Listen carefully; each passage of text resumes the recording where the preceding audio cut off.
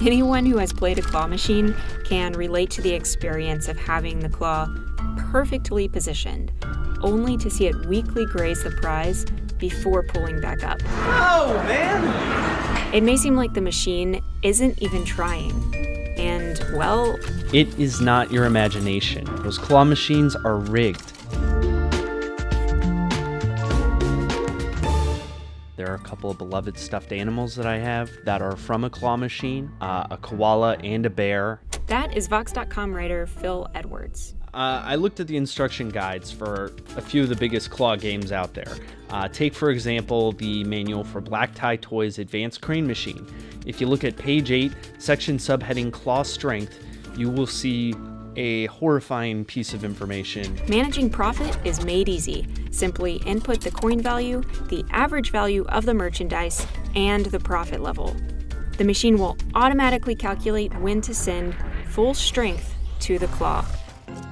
Alright, so if it costs 50 cents to play the game, and the prize inside costs $7, to make a profit of 50%, full power will be sent to the claw only about once every 21 games or so. That sucks. They also randomize that winning game within a range so that players can't predict exactly when it'll happen. And you might notice a subheading that says dropping skill. They can program the machine to make you think you almost won. They taunt you with it. You see the stuffed animal flying in the air, and then it drops it, and that just ruins everything. So most of the time, claw machines are actually more like slot machines than like skee-ball or whack-a-mole. Who's in charge here?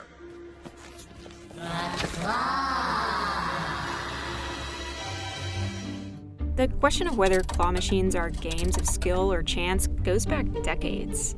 The earlier versions back in the 1930s had very little element of skill and were marketed as being highly profitable for their owners. This was the Depression era, and people were desperate for ways to get money moving. During a crackdown on organized crime in the 1950s, federal law classified claw machines as gambling devices and prohibited the transportation of them across state lines. After those laws were relaxed in the 1970s, newer claw machines from Europe and Asia spread throughout the United States. They actually started calling them skill cranes because the joystick gave the players more precise control. But owners had increasing control over profits as well, and they've been met with a patchwork of state and local laws and regulations. If machine operators want to make that claw really, really unfair against the players, there's not a lot stopping them. Most of the regulations focus on the prize size, not the strength of the claw. That's a reason that you might see fewer of the win a free iPad claw machines or free iPhone claw machines around and more of just old-fashioned stuffed animals. It's great if players know what they're up against, especially since sites like YouTube have enabled claw machine enthusiasts to broadcast their victories, like this guy. I'm Matt Magna. Join me as I venture out and win as much crap as I can from claw machines. My best outcome of this is not that all the claw machines go away. Since I first wrote this article, I have spent $1, I think, on claw machines, and I've lost.